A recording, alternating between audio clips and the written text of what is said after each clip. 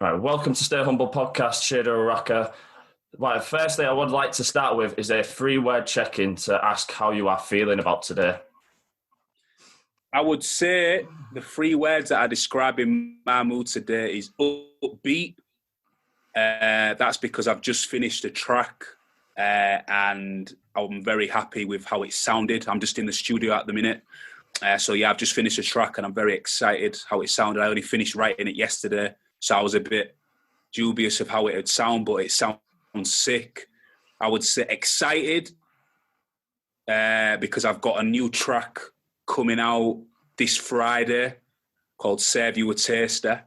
So I'm excited to see what people are going to sort of think about that track. But then obviously a little bit of nerves as well. So nervous because obviously you never know. People might not like it. So, but yeah, I would say them three words describe my mood at this current time.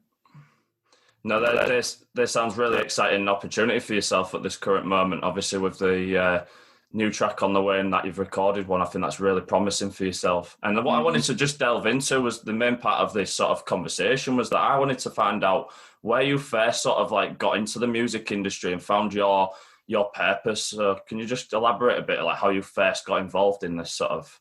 So I first got into music, I would say, when I was about 15.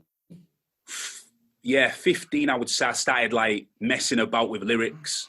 I was like going to house parties. And at the time, one of my friends, he was a rapper at the time and he was making a locally in the schools and stuff. And obviously I always just really enjoyed his music and he sort of influenced me to start doing this stuff. And yeah, like it just went from strength to strength. I wasn't really taking it too seriously. Then I was sort of like freestyling and not really writing anything down.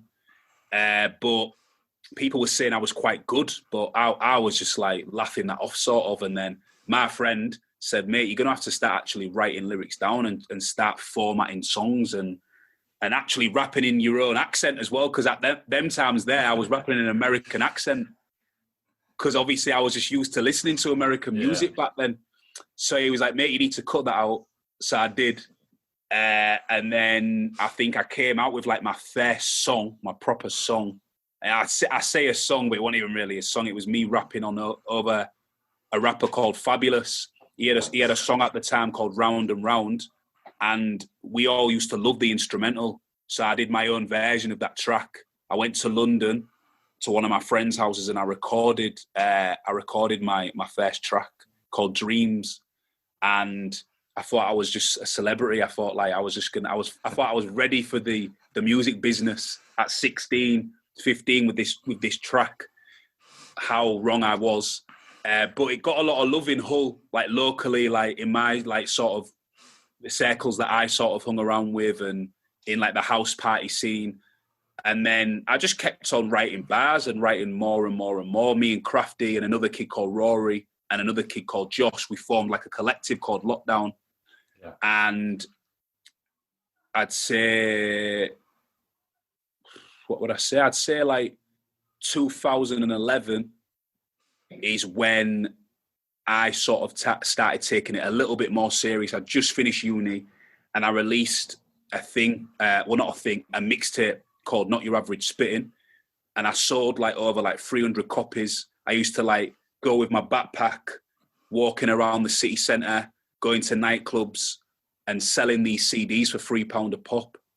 And then from there, it just went from strength to strength. I released an EP called Work Rate. I started going to the Warren in town, using their free studio, met people like Stuart Baxter. And then just after that, that's when I met Dee's Kid. And then Lockdown sort of went from strength to strength. So yeah, man, that's just a little bit of a story. No, it sounds really interesting, that background of how you got into that sort of thing and realised, like, you know, finding Ike, that you needed to focus more on like the type of way you spoke on your lyrics, like you say, using an American accent, and went more to, you know, to your roots and your whole accent. What were the sort of influences as well at that time, like getting you into that sort of scene? What was you listening to? What was your what was then things that you was influencing that? I was a big Nas fan. The listeners who don't know, he's like one of the forefathers, in my opinion, of sort of like 90s hip hop. He was like the guy who came before like your Biggie and your Tupac. Like he's in my opinion, it was his blueprint. What a lot of rappers followed, even Biggie, in my opinion. He came out with an album called Illmatic, which is just an absolute legendary album. But yeah, people like him, Tupac, Biggie, people like Jadakiss and Styles P, and yeah, like I was listening to loads of people, Lauryn Hill, Mace. This is like my beginnings. And then I started listening to more UK music, I would say, when I was around 16. So like your Dizzy Rascals, your Wileys, like people like Crazy Titch, Kano, people like that, man. Like Channel U played a big part in my upbringing and a big part in all my friends' upbringing. Like, yeah, Channel U on Sky, like that's when we first heard like UK rappers like really killing it and having actual music videos. So that took like that was like a big influence on me and my friends growing up. Yeah, and when did it sort of going from, obviously, like you say, you did a few bits and bobs, like obviously while she was at university and stuff like that. When did it start happening where you were like taking it more serious, like going like sort of into turning pro in a sense in terms of your work? So from 2011, I released my mixtape. Then I released Work Rate, I think, in 2013.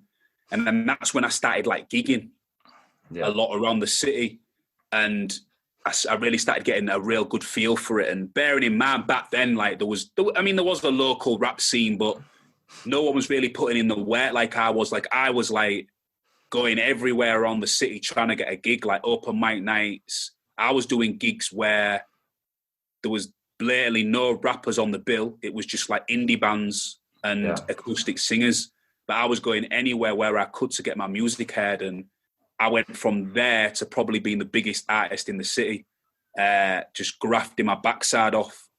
And me taking it seriously probably came, I'd say, when I released Not Your Average Spitting 1.5, which was probably like 2016. Yeah. Yeah, man, 2016, I'd say. And then, like, obviously, the City of Culture year was a big year. I did, like, Radio 1 big weekend. And How was that? Can I just ask? Sorry, how was that experience of being able to perform at like Radio 1? Experience, man. Like I loved it. The only downfall, obviously, I'm very grateful for having the opportunity. The only annoying thing was like I was like first on the Saturday, and anyone who went will know that it was so hard to get in. Like the security checks and the queues, it was very hard to get in, man. So like the crowd that I performed in front of wasn't massive. And I was on at the same time as like Zara Larsson, I think. So like it was very tough. But the experience and the day, obviously my mum was there, my sister was there, my close friends was there. And obviously just to be in front of the BBC cameras and stuff like that, it was sick. And it's something that I will always remember. And it just like sort of pushed me and made me think like I need to be doing this properly as a living. So it was a great experience, to answer your question. Yeah, I was going to say, like, how did that inspire you? Did that just make you want to work even more harder in the studio or in your gigs, to get that? It made me it just put some more fire in my belly. Like I was on the stage with my DJ and my hype man and my producer and my business partner, Dee's kid. Like, it was just great, the sun was shining. Like I say, like all my family was there. It made me just think like, I need to be doing this more. Yeah. And then I ended up leaving my job post in 2018 to take up music seriously, like as a full-time job. So yeah, man, I just haven't looked back, and hopefully I'll never have to go back into employment again. Yeah, and like with that, I reached out to you, I think the other month, in terms of, I remember hearing like obviously one of your songs making Radio 1 on a Saturday night. Like them sort of, them opportunities now where you're able to get on these sort of mainstream and obviously Spotify as well, like these things that are able to sort of build your profile and hopefully get this sort of, making you even more determined as well. Yeah, it's all sick. Like, I love it. For me, it's just all like a building block though. Like me hearing I've been on radio on a lot of times now, One Extra, like I've got millions of streams on Spotify alone. I'm someone who don't really get caught up in the moment because I'm far from where I want to be. Do you know what I mean? And people say to me, Chiedu, you need to learn to enjoy the moment. Like, these are all sick, and that's one of my downfalls. I do need to learn how to enjoy now, but I struggle because I know where I want to be. Yeah.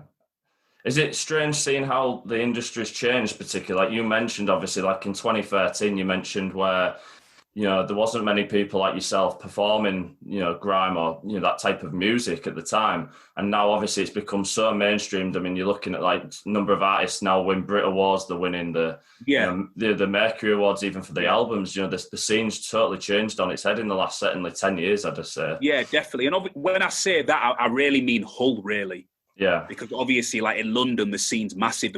I'm not trying to make out like I was the forefather of that sort of genre, because I wasn't. There was miles more people that came before me. But I'm talking about just in my city, like grime and hip hop was not really the in thing. It sort of is now. But I'm seeing Stormzy and Dave and all them, man, like winning Brit Awards and Mercury's. Like, it's sick. Like, it's so inspirational because, like, UK black music is the most popular music now. The stats are all there.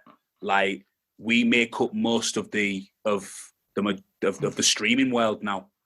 Like, we are popular. Like, that sort of music is popular culture now, and it's just sick to see, and it's just inspirational, man. But I'm just trying to get a piece of that.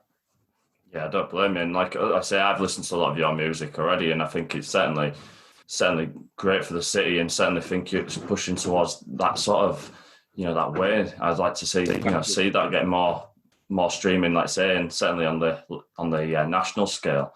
Right. What I would like to ask you now is going away a little bit from this, but just to ask you in terms of the last 6 months, how has this sort of affected your work in terms of, not being able to probably gig like you would have liked to, and obviously doing the festival scene, all that's just been totally kind of just not happened, has it? It's been difficult for lots of musicians, and I wanted to get your take in terms of how has that affected you? At first, mate, like, I didn't mind it at first. Like, I was exercising more. Like, I'd taken up, like, jogging, like, home workouts. Like, it was good at first. Like, it was just a good time to just chill out and relax and just, like, sort of reflect. But now, I'll be real with you, man, it's doing my nutting, man. It's absolutely doing my nutting. Like, I'm missing performing like crazy. Like, anyone who knows Chiedu Oraka, like, I'm a beast on that stage, and that's when our music comes alive. Like, it's all right hearing my music like on Spotify and on YouTube, but coming to see me live is a whole different experience. And I thrive on performing live, and I haven't been able to do it. And it's just frustrating, man. Like, the music industry at the moment, if you're like one of the top dogs, like, I suppose it's fine, innit? Because you've got the income. Yeah. But like us lower dogs down here, man, like, we need that gig income, and we just need to be doing gigs just to have that exposure. Like, the music industry has taken a bit of a beating. It really has. Like, everyone would automatically think that streaming would be at an all-time high, and it isn't. Yeah. It's not. It's suffered because obviously people are doing commutes to work. Like, it's not like that no more, man. But we just have to try and be positive. But yeah, man, it has had an effect on me. Definitely has. And I just don't know where this new wave of music and outreach, how it's going to happen. I could imagine it being very difficult for yourself, like you say, just not being able to do live performances. You probably will have thrived off the energy of the crowd and stuff like that, and having that sort of environment, it must be very difficult, like you say, for yourself. Has there been, I'm trying to think of like sort of the challenging things that you'd have had, like with that. Yeah, but it's even like creating, because people say, oh yeah, just go in the studio, and we wasn't allowed to go to our studio for ages because of obviously COVID. Our studio's in like a building. So the building was locked up. The landlord wasn't letting anyone in. Yeah. And then obviously it's hard to keep motivated because all you're doing is you're just in these four walls. So it's hard to write music. Luckily, I did find pockets of inspiration to write music. I've wrote some of my best music, to be honest with you, I think. But there's definitely been times when I haven't been motivated to do anything. Yeah. And it's just, frustrating, man. Like, you can't see family members, you can't see your friends.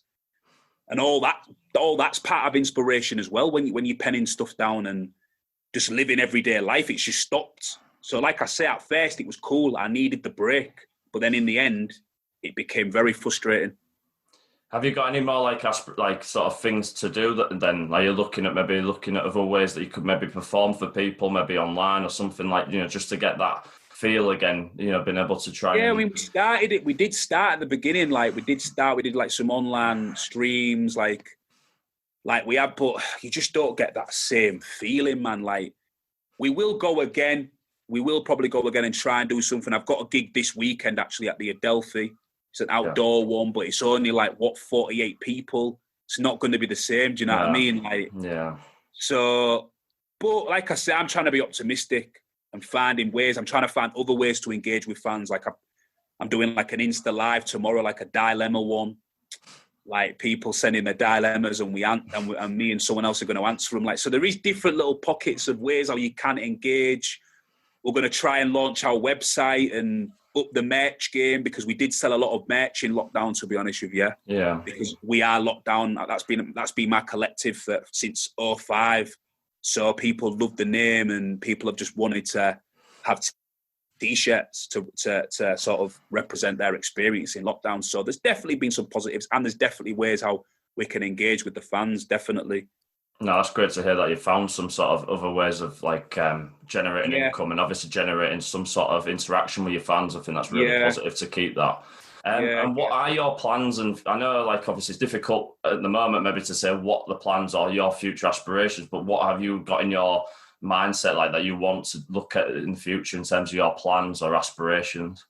So for me, it's definitely building a website, a successful website. A lot of people are always asking about our merch and information about us, and we hadn't had a website, man. We've been pretty lazy with that, so that's definitely one.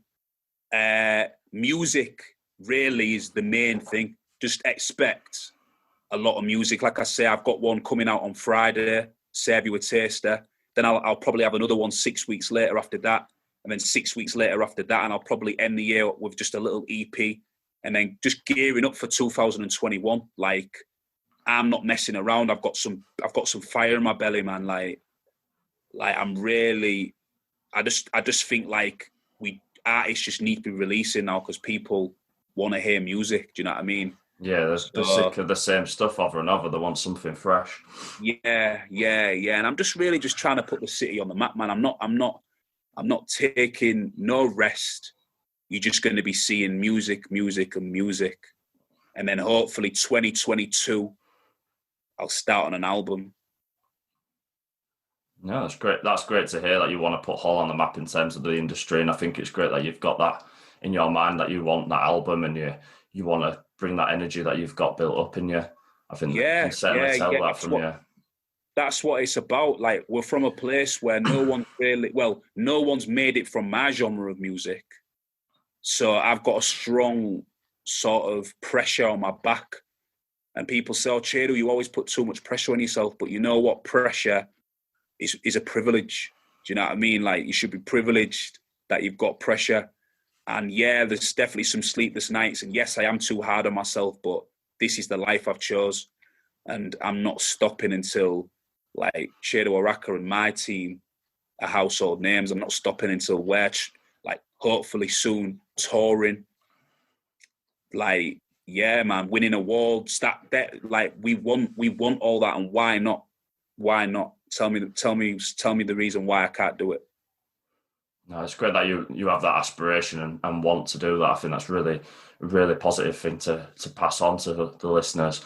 What I'm going to just do now is ask you a couple of questions. I don't really inform you of these questions, but I certainly want to get your perspective. So the first question I'd like to ask you, I'll probably ask you in a different order actually, but what I'm going to ask you first, what helps you stay humble? What's something that helps you stay humble?